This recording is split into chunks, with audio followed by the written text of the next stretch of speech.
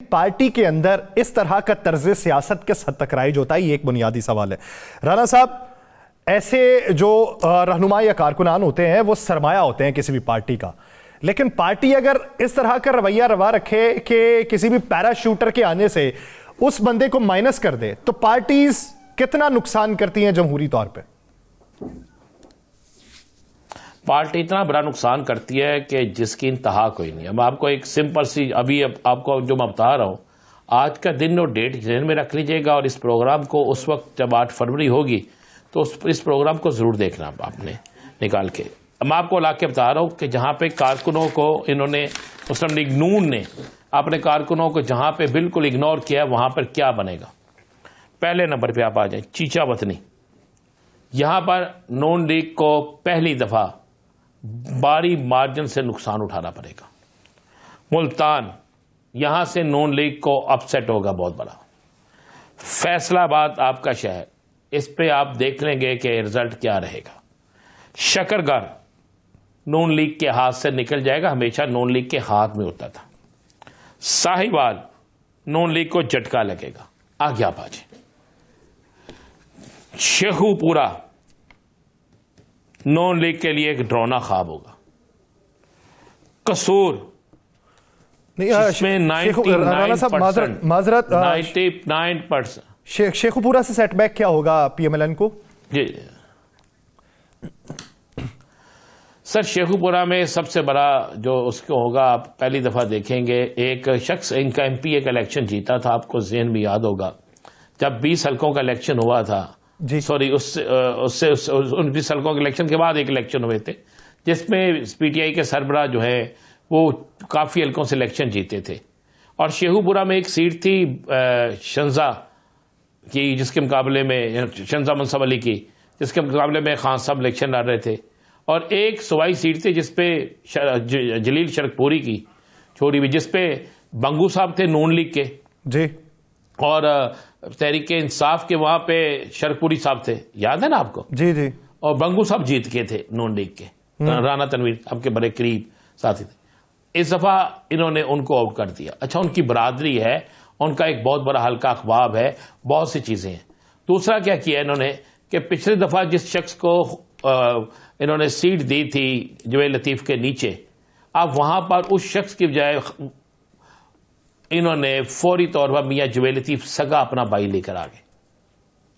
अच्छा, अब इन चीजों पे वहां पर जो कारकुन इनके काम कर रहे थे, वहां पर जो कारकुन इनके लिए जी रहे थे, मर रहे थे, जब उन्होंने देखा कि ये तो हमारी तो वैल्यू नहीं है, तो वो नेचुरली तौर पे फिर उन्होंने फैसला किया है कि वो क्या, कहां पे क्या करने जा रहे। और मैं आपको ये बिल्कुल हकीकत बता रहा हूं, जो शहर मैंने आपको बताया, चीचावतनी, मुल्तान, फैसलाबाद, शकरगढ़, शेखुपुरा, कसूर, साहिवाल, ये आप इन चीजों को ज़हन में रख ले। आगे आप आ जाएं उकारा। उकारा में सवाए नेमत वालों के, यानी रियाज और फ्याज के, बाकी हर जगह पे इनके साथ बड़ा खौफनाक होने जा रहा। उसके बाद आप आ जाए जुगनू मोहसिन साहिबा। जुगनू मोहसिन साहिबा ने मियां शहबाज साहब की, हमजा शहबाज साहब की हमायत की थी, याद है ना आपको? जी जी जी, अच्छी खुल के हमायत की थी, आजाद जीती थी। इस वक्त वो ओपन इनकी मुखालफत कर रही हैं, और ये इलाका है ओकारा का ही, यानी रिनाला खुर्द हो गया, दिबालपुर हो गया, ये वाली साइड है सारी। अब वहां पर इनको डैमेज तो इन्होंने होना ही होना। आगे आप आगे आप आ जाते हैं बहावलपुर। बहावलपुर में जहांगीर तरीन भी उम्मीदवार है, सदीक बलोच साहब भी उम्मीदवार है। तो वहां पर सूरत हाल बहुत तब्दील होगी। वहां पर अगर जहांगीर तरीन हारते हैं तो जहांगीर तरीन सब लूज करेंगे। मुल्तान में भी ये नेचुरली तौर पे एक हवा चलती है, और अगर जहांगीर तरीन सब वहां दोनों सीटें जीतते हैं तो फिर वो लूज करेंगी मुस्लिम लीग नून। तो उससे नुकसान किसका हुआ? नून लीग का नुकसान हुआ। मुल्तान में नून लीग के पास राना सिराज और राना इकबाल, ये दो ऐसे लोग थे जो खाली मुल्तान नहीं, मुल्तान के साथ बहावल नगर कह रहा हूं, मुल्तान के साथ खानेवाल, मुल्तान के साथ डेरा गाजी खां, इस सारी बेल्ट को ये संभालते थे। ये नून लीग खुद कहती थी।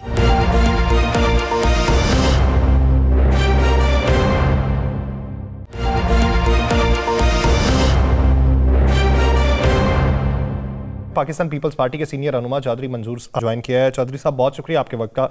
चौधरी साहब, तज़किरा ये चल रहा है कि पाकिस्तान मुस्लिम लीग नून को सेटबैक क्या हो सकता है और पाकिस्तान पीपल्स पार्टी को फ़ायदा क्या हो सकता है कि जब PMLN को बहुत से लोगों को एडजस्ट करना पड़ा है और अपने लोगों को नाराज करना पड़ा। नहीं, देखिए, ये अगर वो एडजस्टमेंट कर रहे हैं तो ये तो चीजें होती हैं। इसके लिए तो आपको खुला दिल करना पड़ता है, जो कि हमारे इन दोस्तों का नहीं है। हौसला करना पड़ता है चीजें देने के लिए। तो ये अगर आप अलायंसेस की पॉलिटिक्स करना चाह रहे हैं तो उसके लिए तो ये सारी चीजें करनी पड़ेगी, फिर हौसला करना पड़ता है। चलो साहब, मुझे एक बात बता दें, मुझे समझ नहीं आई। मैं एक बड़ा छोटा सा सहाफ़ी हूँ और आप एक बड़े सियासी कारकुन हैं। हम तो आपसे सीखते हैं और आपके पास खबरें भी बड़ी होती हैं। ये 120 से 25 सीटें तो इत्तेहाद से पहले मुस्लिम लीग नून के पास थी। फिर ऐसी क्या मजबूरी आई कि काफ लीग के भी दर पे जाना पड़ गया, इस्तेहकाम में पाकिस्तान के पास भी जाना पड़ गया और उसके पास भी जाना पड़ गया, जमात अहले हदीस के पास भी जाना पड़ गया। ये क्या ऐसी मजबूरी आ गई? नहीं, देखे ना, उनको प्रॉब्लम ये हो रहा है कि उन्हें अभी भी समझ नहीं आ रही, ये सारा कुछ करने के बावजूद भी, कि वो जीत पाएंगे या नहीं। और खासकर बड़े शहरों के अंदर कि लोग क्या बिहेव करेंगे, किस तरह से बिहेव करेंगे अगर लोग निकल आते हैं, इवन क्या करते हैं, उनका रिएक्शन क्या होगा, गुस्सा क्या होगा। नॉर्मल इलेक्शन तो नहीं है, तो इसलिए उनकी वो खौफजदा है बुनियादी तौर पर, इसीलिए कैंपेन नहीं कर रहे और इसीलिए ये सारी चीजें जो है ये इस वजह से नहीं हो पा रही। तो इसकी बुनियाद पर उनके ये सारे फैसले हैं, खौफ की बुनियाद पर ये सारे फैसले किए जा रहे हैं, खौफ की अलामत है ये। अच्छा चौधरी साहब, जिस तरीके से बिलावल भुट्टो जरदारी साहब कह रहे हैं कि मुझे PMLN और PPP के अलावा कोई जमात दिखाई नहीं दे रही, क्या ये हक़ाइक़ के ऊपर मबनी बात है? उन्होंने ये नहीं कहा। मैंने आज उनकी दोनों स्पीचेस सुनी है। उन्होंने कहा है कि बल्ले का निशान वापस लेने के बाद इस वक्त नेशनल पॉलिटिक्स, रीजनल जमातें भी हैं, वो बड़ी ताकतवर जमातें हैं, लेकिन नेशनल पॉलिटिक्स के अंदर इस वक्त आमना सामना जो हो रहा है वो तीर और शेर का हो रहा है, पाकिस्तान पीपल्स पार्टी और मुस्लिम लीग नून का हो रहा है। और जो नून लीग है वो सिर्फ 100 सीटों पे जो पंजाब की है उन पे तकिया करके बैठी है। उसमें से अगर टारगेट उनका 100 का है तो क्या ले लेंगे।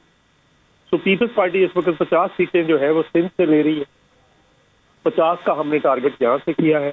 48 में से जो साउथ पंजाब की हैं वो 50% वहाँ से, और बाकी यहाँ से। बलूचिस्तान की हालत आपके सामने है कि बलूचिस्तान के अंदर पीपल्स पार्टी अगर आधी सीटें लेती है, आधी से ज़्यादा हम एक्सपेक्ट कर रहे हैं, आधी भी ले जाते हैं। 10-12 सीटें अगर हमारी KPK से निकल आती है जो 2008 का रिजल्ट था, तो जो ही पीपल्स पार्टी 80 का हिस्सा क्रॉस करती है, जो 100 से करीब जाती है, तो पीपल्स पार्टी सीरियस कंटेंडर बन जाती है। MQM को भी अल्टीमेटली पीपल्स पार्टी के साथ जाना ज्यादा आसानी होती है, क्योंकि सिंध के अंदर तो पीपल्स पार्टी है। पीपल्स पार्टी अगर लेना चाहे तो वो पहली प्रायोरिटी उनकी पीपल्स पार्टी होती है। दूसरी बात यह है कि जो PTI जो साहब आज जो साहब जी तो साहब आप बात कर जीतेंगे, जो PTI के लोग जीतेंगे वो क्या फैसला करते हैं। हो सकता है जो पॉलिटिक्स के बारे में कहते हैं कि this is art of the possibility, तो हो सकता है वो नून लीग के साथ मिलकर बना लें। अगर नून लीग के साथ मिलकर नहीं बनाते फिर उनके पास क्या रास्ता है, चॉइस क्या है। चले मैं आपको एडवांस बता देता हूँ जो साहब, वो नून लीग के साथ नहीं जाएंगे।